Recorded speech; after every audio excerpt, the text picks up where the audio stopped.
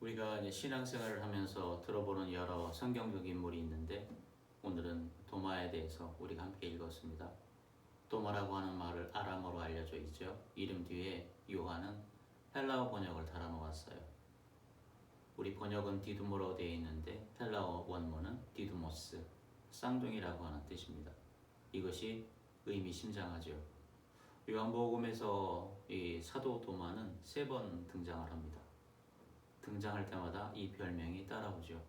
요한복음 11장 16절에도 기록되어 있고 우리가 함께 읽었던 20장 24절, 21장 2절 쌍둥이, 누군가와 닮았다. 누군가의 쌍둥이, 과연 누구의 쌍둥이일까? 전통적으로 이 쌍둥이는 우리의 쌍둥이라고 그렇게 해석해 오고 있어요. 왜냐하면 우리가 의심이 많으니까, 증거를 요구하니까 직접 보지 않고는 믿지 않겠다고 하는 우리의 그 속성이 있기 때문에 전통적으로 이 쌍둥이는 우리라고 알려져 있죠. 우리가 지금 7주에 걸쳐서 복음에 관련된 선포를 계속해서 해오고 있습니다. 오늘 그 마지막인데 우리가 걸어온 이 길, 도마가 낯설지가 않네요. 이사야서 40장부터 시작을 했습니다. 1장부터 11장까지 40장 1절에서 11절까지 계속해서 우리가 처음으로 시작을 했죠. 복음의 뿌리는 이사야다. 메바세레트라고 하는 말 기억나십니까? 아름다운 소식을 전하는 자라고 하는 이 히브리어인데 바사르라고 하는 사멸하는 인간, 이 어원과 같다고 우리는 배웠어요. 마르는 살을 가진 자, 육체를 가진 자, 그 마름을 알기에 높은 산을 두려워했다. 그런데 우리도 그 두려움을 안다. 우리가 두 번째 시간에는 베드로에 대해서 얘기를 했죠. 베드로는 예수 그리스도를 3번 부인했어요. 베드로 전서를 쓰면서 복음에 대한 것을 쓰면서 그 밤에 흔들림을 알고 있었기 때문에 손이 떨렸을 것이라고 생각해 볼 수가 있습니다. 우리도 그 흔들림을 알고 있다. 사도 바울은 어때요? 고린도후서 4장을 보게 되면서 질그릇에 대해서 얘기를 했습니다. 사방에서 눌리고 거꾸러졌다. 우리가 살아가면서도 우리도 그 눌림을 알고 있다. 드디어 우린 도마를 만나네요. 도마는 의심을 했어요. 내 손을 직접 넣어보지 않고는 믿지 않겠다. 우리도 그 의심을 알고 있죠. 도마는 우리의 쌍둥이입니다. 그래서 이 본문은 우리의 본문이기도 하죠. 그 쌍둥이가 마침내 고백을 하고 있습니다. 뭐라고 고백을 하고 있나요? 나의 주님이시여 나의 하나님이시니이다. 7편에 걸쳐 있는 복음의 이 선포 시리즈 전체가 이 고백을 향해 달려왔다고 해도 과언이 아닙니다. 이제 그 자리에 우리가 도착해 있습니다. 25절을 읽게 되면 도마의 말이 되게 거칠게 들리잖아요. 내가 그의 손의 못자국을 보며 내 손가락을 그 못자국에 넣으며 내 손을 그 옆구리에 넣어보지 않고는 믿지 아니하겠노라. 3가지 조건이 겹쳐져요. 보아야 한다. 손가락을 넣어야 한다. 손을 넣어야 한다. 감각이 점점 가까워집니다. 눈에서 손가락으로 또 손으로. 우리가 지난번에 요한 1서를 우리가 함께 공부를 했죠. 선포를 했습니다. 요한 1서 1장 1절에 감각의 사슬과 같은 방향으로 나아갑니다. 요한 1서 1장 1절에는 어떻게 되어 있나요? 하늘로부터 오는 생명의 말씀을 듣고 눈으로 보고 자세히 보고 손으로 만진 바다. 이렇게 감각의 사슬을 우리가 기억해 볼 수 있는 그런 대목을 우리가 조금 전에 함께 읽었습니다. 그런데 이것을 단순히 불신앙으로 읽으면 안 될 것 같아요. 도마가 요구하는 것이 무엇인지를 정확히 보아야 하겠죠. 도마는 부활 자체를 부정한 사람이 아니었어요. 그는 부활하신 분이 십자가에서 죽으신 바로 그분임을 확인하고 싶었던 것이었죠. 다시 말하면 사도 도마는 당대 이단이었던 가연설을 거부하고 있었죠. 가연설이라고 하는 것은 어떤 거냐면 예수님이 육신을 입은 것처럼 보였다. 헬라어 도케인이라고 하는 말이 있는데 뭐뭐처럼 보였다. 이거를 영어로 써서 도케시즘이라고 얘기합니다. 가연설. 진짜로 말씀이 육신이 된 것이 아니라 육신이 된 것처럼 보여졌다. 도깨비 같은 거였다라고 그렇게 했던 이단이 그때 이 요한 공동체 또한 기독교 공동체를 아주 힘들게 했던 그런 이단에 대해서 사도 도마는 우리에게 그런 것이 아니다라고 하는 걸 오히려 보여주고 있죠. 만일 부활하신 분이 새로운 영적 존재라면, 만약 십자가의 육체와 부활의 몸이 단절된 것이라면 사도 도마는 그것을 믿을 수가 없었었죠. 못자국이 없는 부활이라고 하게 되면 그것은 자신이 3년 동안 동고동락 따라다녔던 그분이 아닐 수가 있다. 그래서 사도 도마의 요구는 그 육신의 연속성에 대한 요구라고 우리가 이해해 볼 수 있을 겁니다. 십자가 위에서 꺾였던 그 육신, 부활에서도 여전히 그 육체가 바로 그분이 있다고 하는 것을 확인하고 싶었던 거죠. 이것은 어떤 거예요? 신앙의 정직한 요구죠. 신학적으로 또한 분명히 의문을 제기해 볼 수 있는 그러한 요구라고도 볼 수 있습니다. 베드로전서 1장에서 우리가 베드로는 모든 육체는 풀이다라고 하는 이사야 말씀을 십자가에 적용했어요. 그 살이 말랐다. 십자가에서 무너졌다. 꺾여졌는데 히브리어로 야쿰 일어섰다. 그걸 부활이라고 베드로전서 1장 20절에서 25절에는 얘기하고 있었던 것 기억나실 겁니다. 과연 육체가 사라진 것일까? 아니면 육체가 변화한 것일까? 사도 도마의 질문이 바로 이것이죠. 그리고 부활하신 주님이 응답하고 계시는 장면을 우리가 조금 전에 함께 읽었어요. 26절을 한번 볼까요? 여드레를 지나서 제자들이 다시 안에 있을 때에 도마도 함께 있었죠. 문들이 닫혔어요. 예수께서 오사 가운데 서서 말씀하셨죠. 여드레, 주님은 기다리셨어요. 도마가 없었던 첫 번 나타나심 이후에 20장 19절 여드레가 흘렀습니다. 8일이 지났어요. 이 8일 동안 도마는 제자들의 등언을 들었지만 우리가 부활하신 예수님을 만났어라고 하는 다른 사도들은 그렇게 만났다고 하는 증언을 들었지만 받아들일 수가 없었어요. 아마도 그 8일 동안 가장 외로운 시간이 아니었을까 생각해 볼 수가 있겠죠. 모두가 보았다고 하는데 왜 나만 못 보았을까? 모두가 기뻐하는데 왜 나는 기뻐할 수 없을까? 그런데 주님은 그 도마를 위해서 다시 오셨죠. 그냥 지나치지 않으셨어요. 도마가 의심하니까 내버려 두자. 부활하신 예수님이 그렇게 말씀하지 않으셨지요. 도마의 그 거친 조건, 내가 못자국에 직접 넣어보지 않고는 이 말씀을 들으신 거죠. 그래서 여드레 후에 도마가 있는 그 자리로 모셨습니다. 27절이 결정적이에요. 도마에게 이르시되 너의 손가락을 이리 내밀어 내 손을 보고 너의 손을 내밀어 내 옆구리에 넣어보라. 도마의 조건을 그대로 반복하고 계시는 예수님을 우리는 만납니다. 도마가 25절에서 요구한 것을 주님이 27절에서 그대로 어떻게 해요? 되돌려주고 계시죠. 너가 그렇게 말했지. 도마야, 네가 그렇게 말했지. 그럼 해봐라. 내가 여기 있다. 나 예수가 여기 있다. 이것은 책망이 아니죠. 이것은 뭘까요? 은혜죠. 도마의 조건이 아무리 거칠었어도 주님은 그 조건을 수치스럽게 여기지 않으셨습니다. 오히려 그 조건을 들고 오셨지요. 도마로 하려고 필요로 한 것을 정확히 아시고 정확히 그것을 주시려 오셨던 그 부활하신 예수 그리스도. 마르는 자에게 오시는 주님, 죽어가는 우리에게 오시는 주님. 바사르라고 하는 말은 히브리어예요. 사메라는 인간이라는 뜻이기도 하죠. 근데 아름다운 소식을 전한다고 하는 이 히브리어도 역시 이 사메라는 존재와 같은 어근을 갖고 뜻을 갖고 있는 바사르라고 하는 말에서 왔습니다. 바메바사라트, 메바사라트라고 하는 말. 바사르는 사메라는 인간인데 메바사라트라고 하는 그 사메라는 인간이 아름다운 소식을 전하고 있다라고 하는 그 신비함. 우리의 복음 시리즈 전체를 관통하고 있는 하나님의 방식인 거죠. 이사야서 40장에서 하나님은 말하는 그렇게 육신에서부터 시작해서 그 아름다운 소식을 전하는 자에게 두려워하지 말라고 오셨어요. 베드로에게는 갈릴리 바닷가에서 숯불을 피우고 기다리셨어요. 바울에게는 가시가 있는 그 자리에서 내 은혜가 내게 족하다라고 그렇게 고린도후서 12장 9절에서 말씀하고 계시죠. 그리고 도마에게는 여드레를 기다리셔서 정확히 도마의 언어로 말씀하고 계십니다. 너희의 손가락을 이리 내밀어 보라. 이 본문의 가장 충격적인 신학이 바로 여기에 있어요. 충격적이에요. 부활하신 주님의 몸에 상처가 있다고 하는 거죠. 못자국이 있습니다. 옆구리에 창자국이 그대로 있습니다. 도마에게 내미신 손에 그 손이 십자가에 박혔던 흔적이 남아있다고 하는 거예요. 부활은 십자가의 흔적을 지우지 않는다고 하는 걸 기억하는 저와 여러분 우리가 되기를 주님의 이름으로 축원을 드립니다. 왜일까요?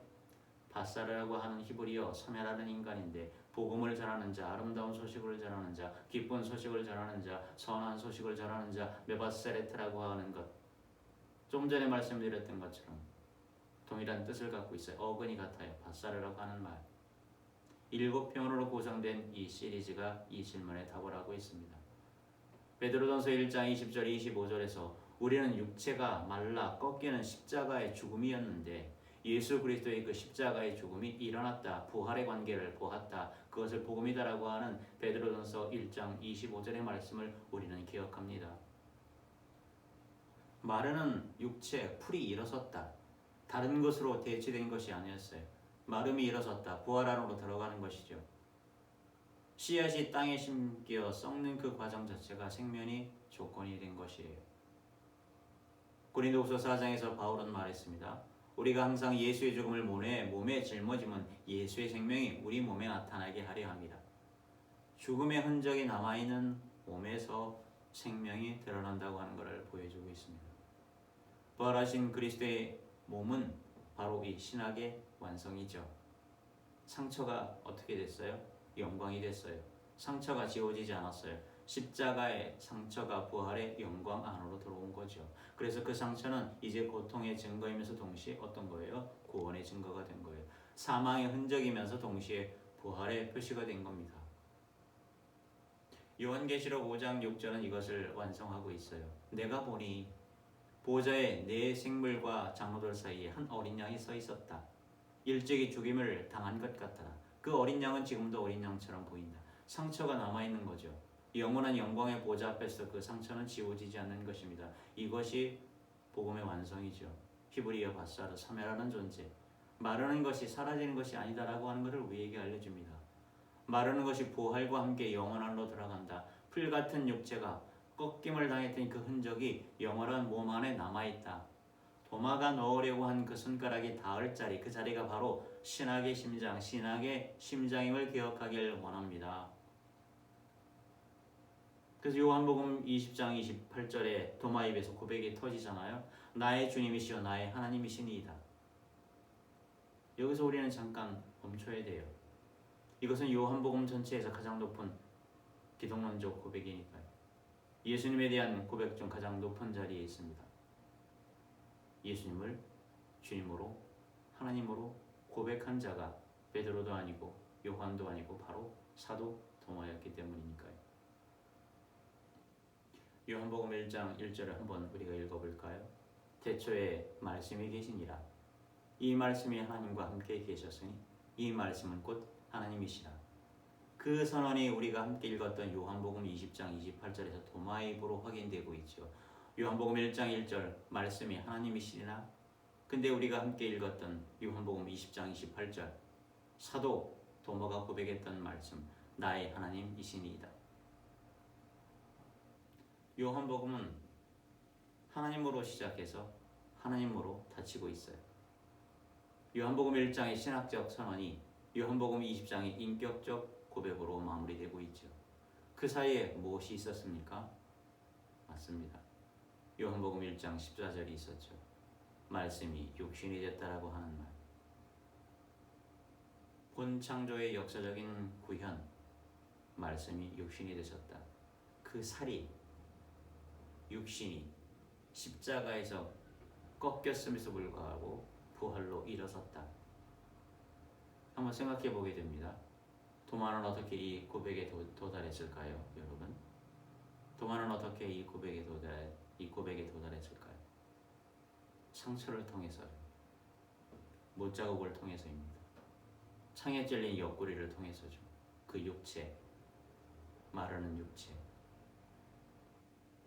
살의 흔적이 남아있는 자리에서 도마는 나의 하나님이라고 고백하고 있습니다. 이것이 우리가 7주 동안에 해왔던 복음 시리즈 바사르, 사르크스, 육체, 살. 이 신학의 완성이죠. 마르는 것을 통해서 영원한 것이 드러났다. 꺾이는 것을 통해서 부활이 일어났다. 깨지는 것을 통해서 보배가 드러났다. 이제 상처가 남은 육체, 이 살 앞에서 나의 하나님이라고 하는 고백이 터진 거죠. 이 고백의 두 부분을 주목하면 좋을 것 같아요. 헬라어로 한번 제가 읽어보겠습니다. 호 퀴리오스 무, 이 뜻은 나의 주님이라고 하는 뜻이죠. 퀴리오스라고 하는 말, 주님. 이것은 히브리어로 우리가 여호와라고 하는데 너무나 존귀하고 위엄이 있어서 유대인들은 이 말을 읽지를 않았어요. 쓰기는 쓰는데 읽을 때는 아도나이라고 하는 말을 썼죠. 주라고 하는 말. 이 히브리어를 번역해서 쓴 것이 헬라어 퀴리오스입니다. 주라고 하는 뜻. 동시에 당대 로마 황제 숭배에서 황제를 부르는 호칭이기도 하죠. 시저라고 하는 말, 카이사르라고도 부르죠. 그래서 시저는 퀴리오스다. 로마 황제가 주다. 이것이 로마 제국의 선언이었어요. 그런데 사도 도마는 말하고 있습니다. 아니다. 퀴리오스, 카이사르 시저가 아니다. 주는 로마 황제가 아니다. 주님은 상처 입은 이분이시다라고 이렇게 고백하고 있습니다. 또 한 대목이 있지요. 호 테오스모, 나의 하나님이시다. 이것은 시편 22편 1절의 반향이기도 하죠. 나의 하나님 어찌 나를 버리셨나이까. 십자가에서 예수 그리스도께서 이 시편을 외치셨어요. 버림받은 자의 절규. 그런데 지금 도마는 같은 어조로 완전히 다른 감정으로 나의 하나님을 고백하고 있죠. 십자가에서 절규된 나의 하나님이 부활의 상처 앞에서 고백의 언어가 되고 있습니다. 그리고 결정적으로 나의 일반적인 신앙 명제가 아니에요. 하나님이 존재하신다가 아닙니다. 예수님이 하나님이시다가 아니고 나의 하나님, 나의 주님, 인격적 소유격이에요. 사도 도마의 고백은 신학적 교과서가 아니고 무릎 꿇는 자의 고백입니다. 이 사도 도마의 고백이 우리의 고백이 되길 주님의 이름으로 축복을 드립니다. 이사야서 40장 9절에서 아름다운 소식을 전하는 자 메바세레트라고 하는 말 외쳤죠. 보라 너의 하나님을. 히브리어는 힌네 엘로헤이켐. 보라 너의 하나님을. 복수형이었어요. 모든 사람들을 위한 선포였습니다. 그런데 도마는 고백합니다. 나의 하나님, 단수형이죠. 가장 개인적인 고백. 이사야에서는 너의 하나님을 보라 라고 복수형으로 얘기했지만 도마는 상처 앞에서, 흔적 앞에서 나의 하나님이라고 고백하고 있습니다. 이사야서의 그 메바세레트가 복음을 전하는 자가 산 위에서 외친 것, 너의 하나님을 보라라고 얘기했던 것을 도마는 상처 앞에서 무릎을 꿇고 개인적 고백을 하고 있습니다. 우리가 7주 동안 복음 시리즈에 대해서, 바사르에 대해서, 사르크스에 대해서, 사례에 대해서 지금까지 얘기하고 있는데 여기로 모아지고 있죠. 이곳으로 집중되고 있습니다. 한 가지 우리가 더 주목할 것이 있네요. 본문은 도마가 실제로 만졌다고 말하고 있지는 않아요. 기록되어 있지 않아요. 27절에서 주님이 너의 손을 내밀어서 넣어보라라고 하셨지만 28절에 도마가 고백을 하고 있죠. 그 사이에 만졌다는 서술은 기록되어 있지 않아요. 많은 학자들이 지적하고 있는 것처럼 도마는 보는 것만으로 충분했을 겁니다. 만지겠다고 했지만 만지기 위해서 나타나시는 주님을 보는 것으로 이미 믿음이 왔을 것입니다. 이것이 우리에게 무엇을 말하고 있는 걸까요? 도마가 요구한 것은 접촉이었어요. 손으로 만지는 거였어요. 그럼에도 불구하고 실제로 이 도마에게 온 것은 만질 수 있는 자리를 내어주신 주님의 임재였죠. 우리가 보통 코이노니아라고 하는 말을 씁니다. 사귄다고 하는 것, 교제한다고 하는 것, 친교한다고 하는 것은 실제와 만난다고 하는 것. 주님이 도마에게 오신 거예요.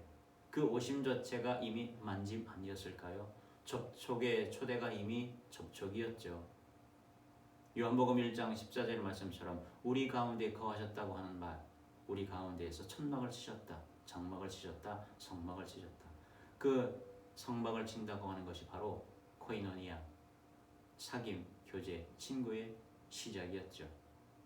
그리고 8일 후에 도마에게 오셔서 너의 손을 내밀으라고 하신 것, 그것이 바로 장막이었죠. 도마 곁에 부활하신 예수 그리스도께서 장막을 치신 겁니다. 그 임재 앞에서 도마의 입이 열린 것 아니었을까요? 나의 하나님이십니다. 29절을 지금 함께 보고 우리가 들여다보고 있습니다. 너는 나를 본고로 믿느냐? 보지 못하고 믿는 자들은 복되도다. 이것은 도마를 책망하는 말씀이 아닙니다. 도마를 넘어서 이 복음서를 읽고 있는 앞으로 새롭게 읽을 사람들에게 모든 일을 향한 말씀이시기도 하지요. 일부 학자들 표현에 의하면 요한복음 이 구절로 사실상 끝을 맺는다고 합니다. 20장 30절에 31절 마무리 선언으로 되어 있는데 그 다음에 이어지는 21장 나중에 추가됐다고 하는 그러한 학자들의 말이 있기는 하죠. 마지막 말씀이 이거예요. 요한복음 마지막 말씀. 보지 못하고 믿는 자들은 복되도다. 이 말씀이 향하는 자리는 어디일까요? 바로 지금 우리가 있는 자리죠. 우리는 도마처럼 상처를 보지 못했어요. 주님의 손을 직접 잡지도 못했어요. 사도들처럼 제자들처럼 갈릴리 바다에서 함께 배를 타지도 않았습니다. 마지막 만찬 자리에도 우리는 있지 않았습니다. 그럼에도 불구하고 복음이 아름다운 소식이 선한 소식이 기쁜 소식이 우리에게 와 닿아있죠. 우리 육체 이 복음 시리즈 증언사슬을 기억해야 합니다. 이사야가 예언을 했습니다. 베드로가 증언을 했습니다. 바울이 살아냈습니다. 요한이 선언했습니다. 요한 공동체가 손으로 만진 것을 편지로 전했죠. 그리고 이 증언이 세대에서 세대로 이어졌습니다. 밭사리에서 밭사리로, 마르는 자에게서 마르는 자로, 목소리에서 목소리로, 육체에서 육체로, 대대로 지금까지 세대를 통해서 지금 우리 대한민국 우리들의 손에까지 와 닿아있죠. 우리는 보지를 못했습니다. 그러나 우리는 받았죠. 무엇을요? 증언을, 말씀을, 복음을. 그래서 우리는 복되죠. 마카리오이라고 하는 이 헬라, 이것은 산상수훈의 언어 아닌가요? 심령이 가난한 자는 복이 있나니, 그 복이 지금 여기에도 선언되고 있습니다. 보지 못하고 믿는 자들에게, 직접 만지지 못했지만 증언사슬을 통해 받은 우리들에게, 우리가 바로 이 복됨의 수혜자입니다. 이젠 우리도 이 고백을 전하고 있지 않나요? 마련한 육체가 영원한 생명의 말씀을 전하고 있다. 예수님은 나의 주님이시고 나의 하나님이시다. 복수형이 아니고 우리 각자가 고백하는, 예수님은 나의 주인이셔. 예수님은 나의 하나님이셔. 우리의 믿음의 분량, 기도의 분량, 은혜의 분량대로 이렇게 구원받고 믿고 세상에 나가서 이것을 전하는 우리가 되길 주님의 이름으로 축복을 드립니다. 주 예수를 믿으라. 그리하면 너와 네 가정이 구원을 얻으리라. 구원받은 자로 그 새 계명을 실행해 나가길 주님의 이름으로 축복을 드립니다. 기도하겠습니다.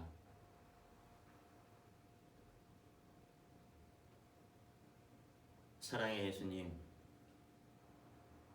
그 영원한 말씀이 죽어가는, 말라가는 우리 육체 안으로 들어와서 썩지 않는 씨앗으로 있다가 이것을 우리는 죽어가지만 이 말씀이 바깥으로 선포될 때에 그 말씀을 듣고 은혜를 듣고 새롭게 살아나가는 그러한 사람이 있는 줄 우리가 압니다. 주님께서 우리를 살려주셨듯이 이 살림의 말, 누군가를 어둠 가운데서 빛으로, 죽음 가운데서 생명으로, 절망 가운데서 희망으로 가는 이 말씀의, 이 복음의 통로의 역할을 잘 감당하는 우리가 되도록 만들어 주시옵소서. 모든 육체는 풀처럼 그렇게 마르지만 마르는 것 가운데서 영원한 생명, 기쁜 소식을 전하는 자가 바로 우리임을 기억하고 그 역할을 잘 감당해 주님께 영광을 돌리는 우리의 삶이 될 수 있도록 축복 내려 주시옵소서. 이 모든 말씀 주 예수 그리스도의 이름으로 기도 올리옵나이다.